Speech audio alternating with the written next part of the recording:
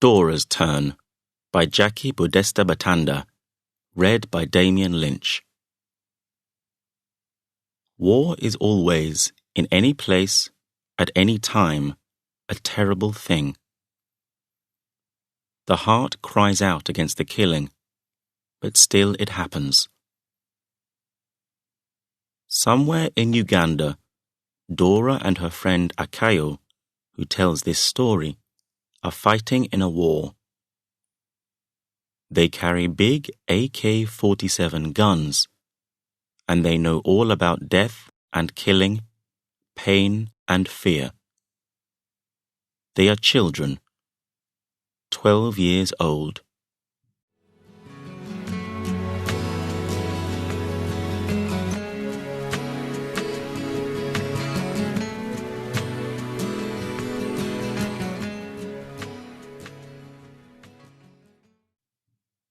The little boy's cries are getting quieter, weaker. I can only just hear the words. Please, please. No, no, no. Help me. Help. Now there is a louder voice. The voice of Mad Tiger, our commander. He is 14 years old. Hit him harder, he shouts at us. Get closer to him. Use your whips. Harder. The noise of our whips through the air is louder than the boy's cries. Our war is good, shouts Mad Tiger. We must clean out bad people. We are soldiers. No escaping, no running away. Everyone must fight. The other commanders smoke their cigarettes under a tree. Go on, they laugh at us. Get blood on your hands. The boy on the ground stops moving. Our whips are still. It is over. I feel ill. There is something hard in my throat, like a stone. I can't breathe. My friend Dora also tried to escape, and she'll be next. They will order me to kill her. Dora and I have been close. We are both 12 years old. Dora, who is going to be a doctor after the war. Dora, who wants to save lives, to stop the killing. Dora, who has been my friend when I wake in the night, screaming, because I can see the faces of all the people that I have killed. The AK-47 is heavy on my shoulder, and I stand, waiting for Dora's turn. And the stone in my throat gets bigger. Akayo, Mad Tiger shouts. I turn and look at him, hiding the fear in my eyes. It is a crime to show fear. My mouth is shut in a hard line. This helps to stop the tears coming into my eyes. Yes, Afande, I say quietly. My voice must not be angry or unhappy or afraid. Just quiet. That way, he will not hear my fear. I give a soldier's salute to my commander, take my gun off my shoulder, and hold it up against my body. The gun points up to the black sky and the full moon. and the moon looks down at us, watching these deaths. Mad Tiger smiles, his teeth shining white in the moonlight. He looks pleased. Are you ready? I cannot speak, but I nod my head. They push Dora forward, and she falls on the ground in front of me, trembling. She is so small and thin, like a flower shaking in the wind. Our eyes meet. We cannot use words, so we speak with our eyes. I don't want to do this, my eyes tell her. But Mad Tiger and the other commanders are watching us.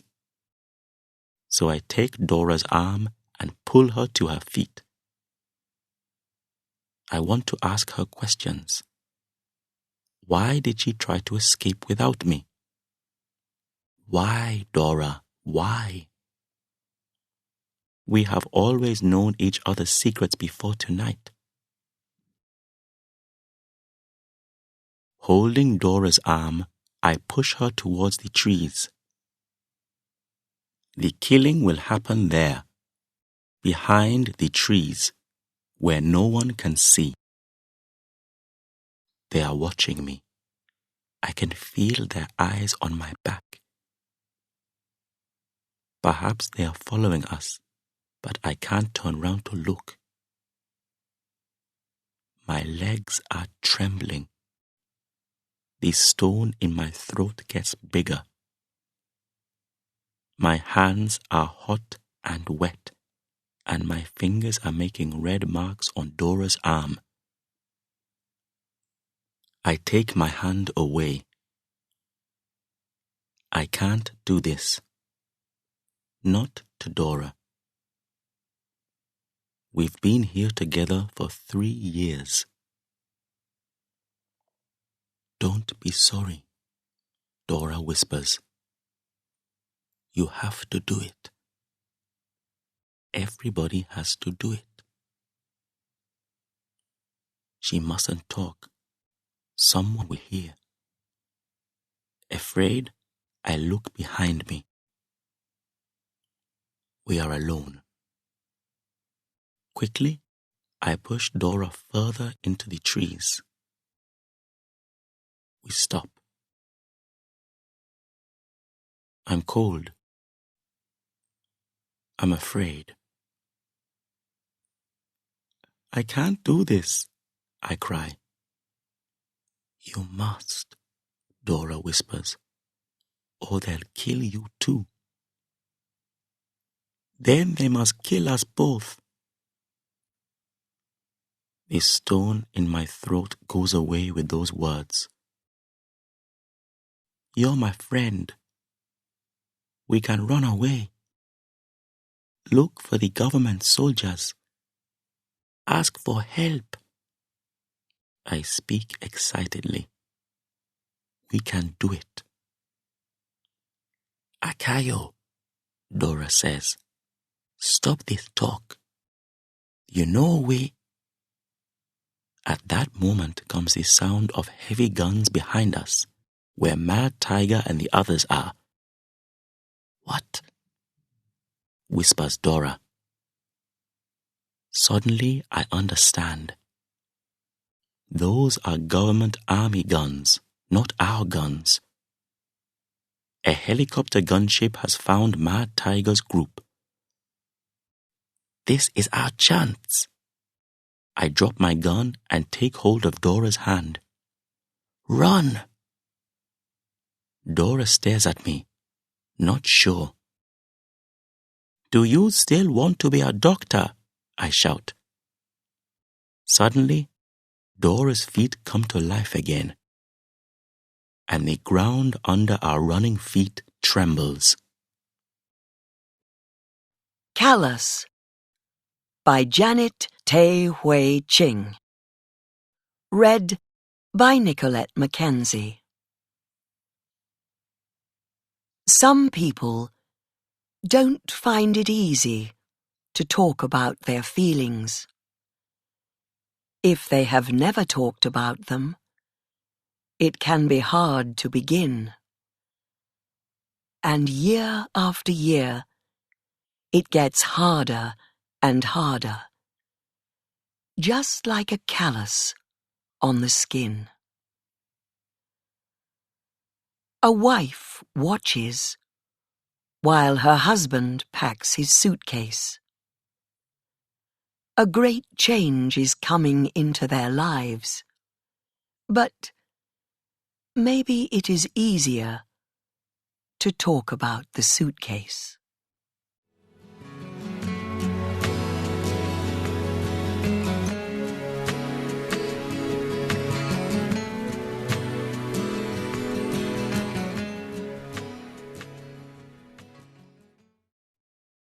She watched him pack his clothes and his wedding suit into his old suitcase. She could smell his cologne. When did he last wear cologne?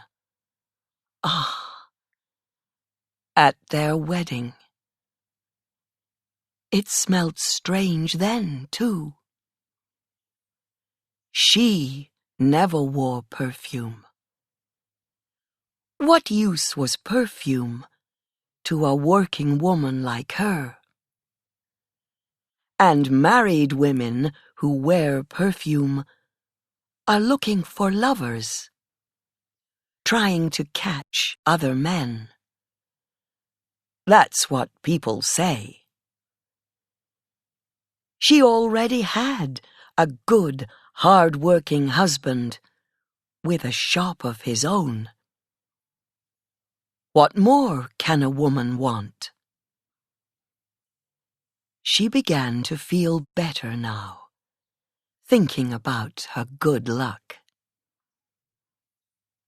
Lost in her thoughts, she jumped at the sound of the suitcase shutting.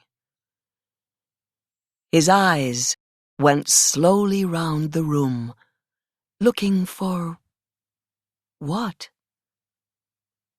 She looked up at him. "I put out all the clothes that you need," she said. "And you can't get any more in. It's a small suitcase." He looked at her for a moment. A Chinese girl like any other Chinese girl. Small eyes, flat nose, smooth pale skin, and long straight hair, now pinned up tidily, in the way of married Chinese ladies. She wore her usual light blue samfu. No, she was not a beauty, he thought. But she was a hard worker. His family was right when they said to him, "She will make a very good wife, work hard for you, give you many sons." And it was true. He never had to complain about her, not once. From the day they married and moved into their new home, with his future in the same suitcase. Her face was the same now as it was then, neither soft nor hard, never showing what she felt or needed. He didn't know what she needed, and he never asked. "It's a good suitcase.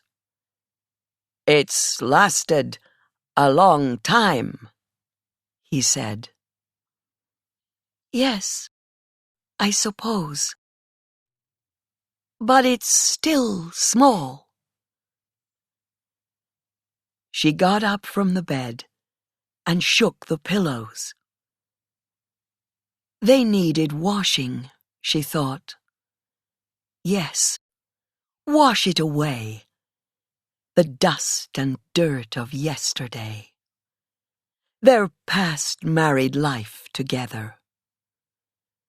In the future, nothing would ever be the same again. "It's enough," he said. "I don't have so many things to put in it." He put the suitcase on the floor, ready to go. She looked at him, still smelling his cologne. Maybe it was the cologne that was making her feel afraid. She had to talk to him, tell him about her feelings. But she was a hard-working Chinese woman. And hard-working Chinese women must not have feelings. "Is she waiting for you there?" she asked slowly. "You mean the hotel?" "Yes. I suppose the ceremony starts soon." She picked up one of the pillows and took off its cover. Yes, it needed washing.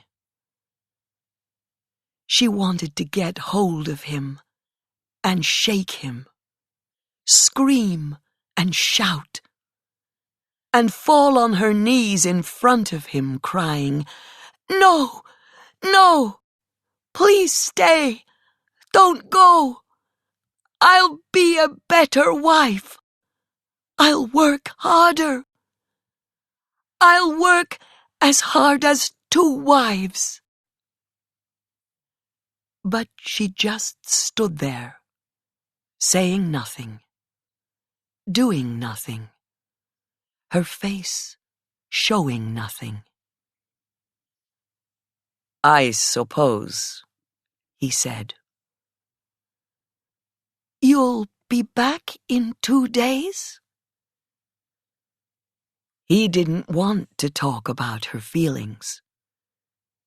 She never did before. But then, it wasn't every day that your husband brought home a new wife, a younger wife, only 19, and beautiful because she was young and happy and had big dark brown eyes, bright eyes. He only saw her once before he decided, but he remembered her eyes. It would be good to add her to the family, he thought. Now, he would have 2 hard-working wives, one stronger than the other. But the young one would be like a new flower in the house. He picked up his suitcase. "Yes, perhaps sooner.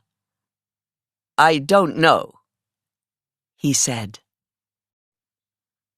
"I'll take care of the shop," she said.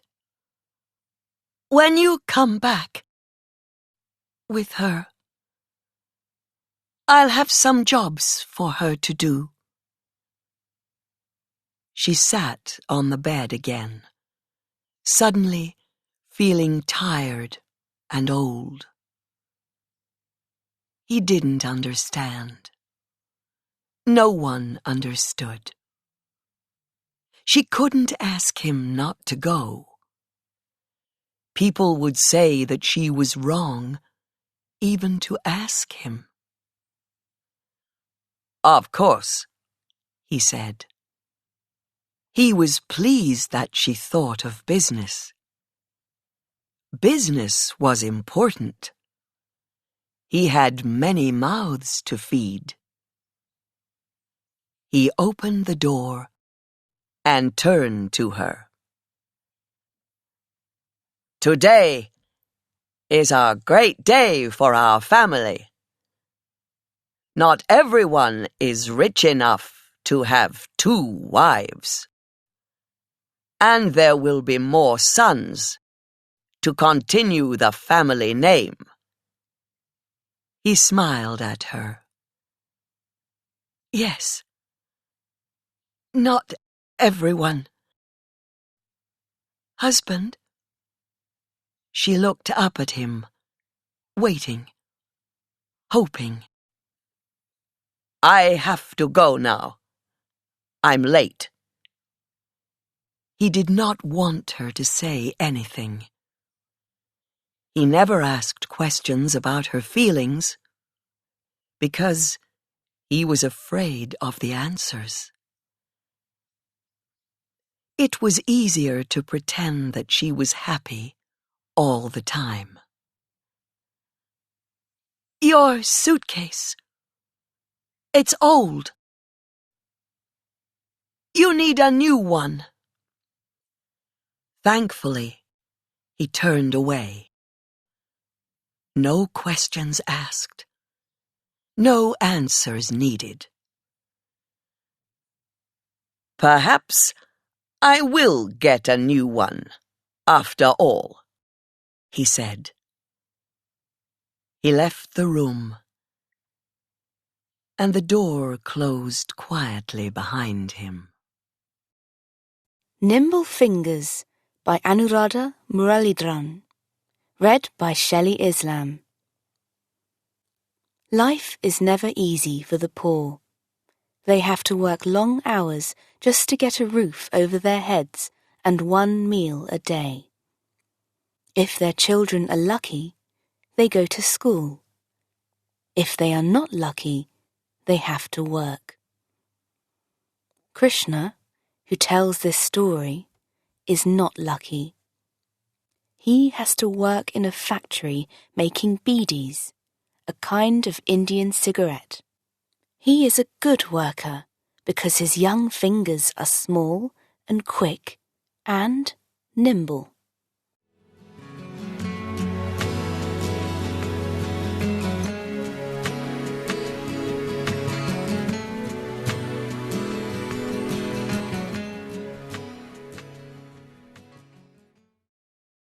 I cannot read or write, but I can count, but only up to 1,500, because that is the number of beedis that I need to make in a day.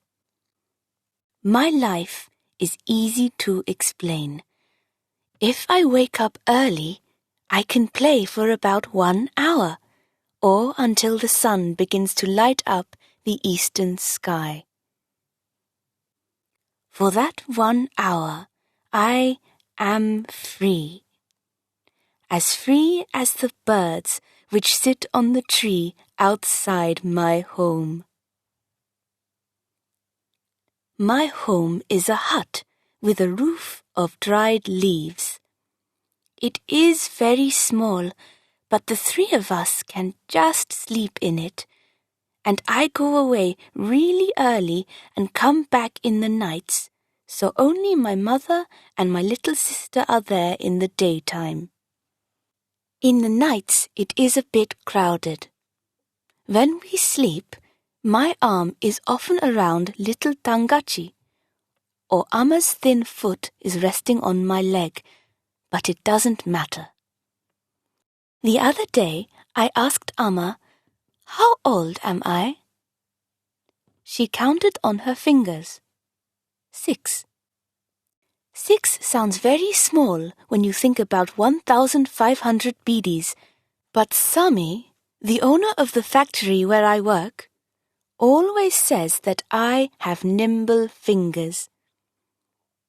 That night, when we were having our meal outside our home, I asked Amma, "What does nimble fingers mean?"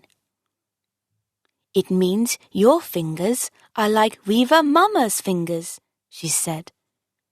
"When your uncle spins his cloth, have you seen how quickly his fingers move, pulling the threads this way and that way? I love to watch Weaver Mama working, and now I am very happy because my fingers are like his." I asked Amma one more question while we drank our rice soup. "Why do I have to work with Sami and not with Weaver Mama?" This question made Amma unhappy, and when she is unhappy, she hits her head with her open hand. The noise is very loud, and she goes on hitting her head again and again, making a pat, pat, pat sound. It scares Tangachi and me, and I can see that the small one is ready to cry. I put my fingers, nimble fingers, on Amma's hands to stop her hitting herself. She takes both my hands in her hand and starts crying into them. I can feel warm tears dropping onto my fingers. Here I am, happy that I have Weaver Mama's fingers, and Amma is crying. She looks at the black marks on my hands and the cuts on my finger ends. She kisses my hands and holds me and Tangachi close to her. "Amma," I ask again, "why can I not work with Weaver Mama?" Tangachi is pushing her finger into my back. Her eyes are telling me to stop my questions, but I want to know. If I can make 1,500 beadies in a day, surely I can help Weaver Mama weave his beautiful cloth. Amma never answered my question that day, but I just went on asking. I asked the same question every night until the next full moon. That night, Tangachi was already asleep. Amma and I were sitting outside watching fireflies dancing in the moonlight. Amma held me close to her and said, "Krishna, you have to work all your life with Sami, the bonded labor man. You have to do this to pay back your grandfather's debt. You cannot work for another person because your grandfather has taken 5,000 rupees and sold you to Sami. All your life you will have to work for him in the same way as your father did." I look down to the ground because I do not want Amma to see the tears in my eyes. I am a brave boy, you see, but suddenly my nimble fingers don't feel so nimble anymore. The Festive Season in a Part of Africa by Todd Collins. Read by Saul Reichlin. If you are a poor farmer and you only have one cow, it is important that it doesn't get sick. Because if it does, and you need to get a vet to come and see it, that can be very expensive. But if you are afraid that your cow will die, then you must send for the vet, even if it is the festive season and Christmas was only 2 days ago.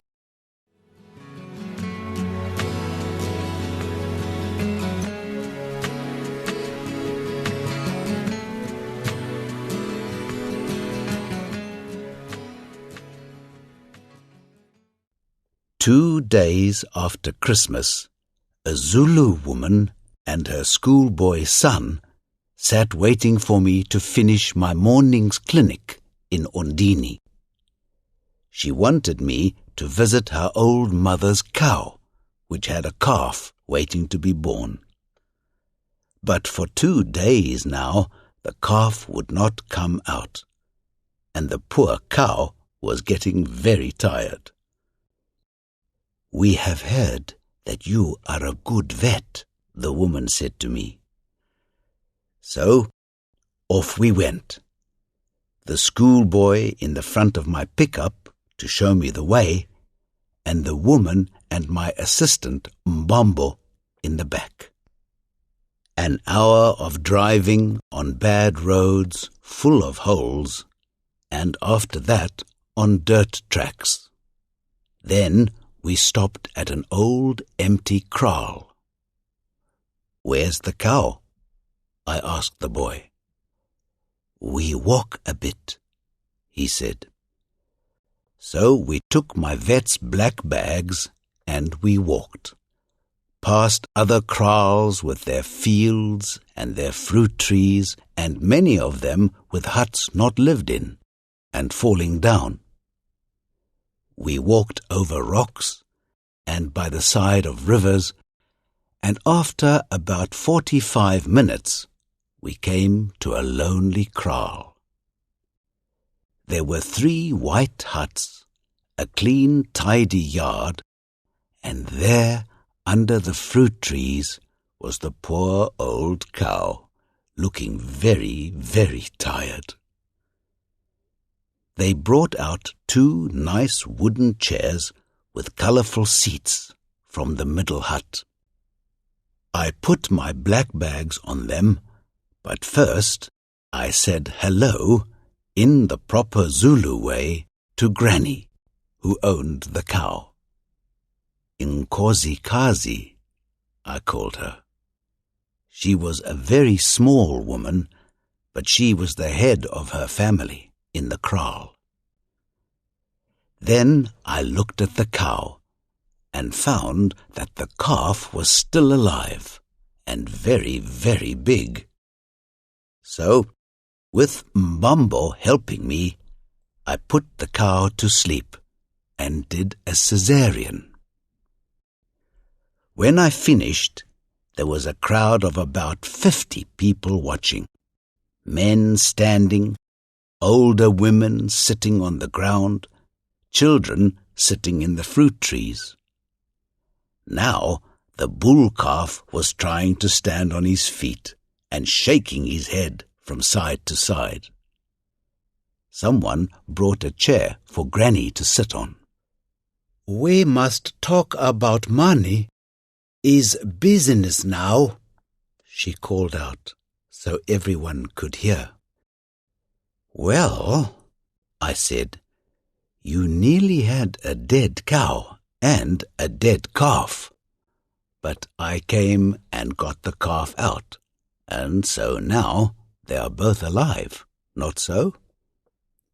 She agreed, and 50 other people agreed too. And I drove all the way from Ondini in my pickup, which is a thirsty car, as thirsty as an old man drinking beer on a Sunday. Smiles and laughter.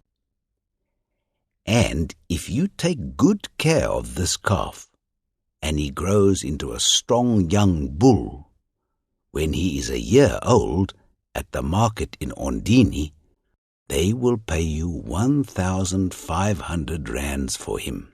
Not so? Yes. The old men in the crowd nodded their heads. And the cow, she is old and tired, and the flies are very bad this summer. But if she lives, next autumn you can sell her for over 2,500 rands. Loud noises of agreement from the crowd.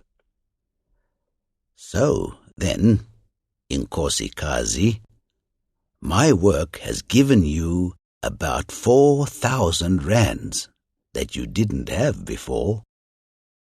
Yes. So, how about we go halves, and I take 2,000 rands? Much whispering between Granny and her friends. "That's lots of money," she said. "Yes, it is," I said. "And we have just had Christmas, and soon it will be New Year, and maybe the cow will die. So it is better that I don't ask for so much. You can pay me just half of that, 750 rands. Louder whispering and nods of agreement. "But," said the schoolboy who was standing behind his grandmother, "half of 2,000 is not 750. It is 1,000. "Oh, I said, "I can see you are a clever young man. I made a mistake. But if I said 750, then I shall still say 750 and not change it." Well, what a noise there was after that. Everybody was smiling and happy. Granny pulled out a great big handful of 200 rand notes, and she gave 4 of them to me, with her other hand open upwards next to the giving hand, in the proper Zulu way. I took the money from her with my 2 open hands side by side, in the proper Zulu way, counted the notes and said, "Inkosikazi, you have given me too much." She stood up and said, "Keep the 50. It is for your assistant, Mbambo." Man, the season of goodwill is amazing. Then we walked back for an hour, mostly uphill, with a long line of helpers carrying my bags. We stopped sometimes to eat the sweet wild fruit that grows around most of the old kraals in this part of Africa, in the festive season.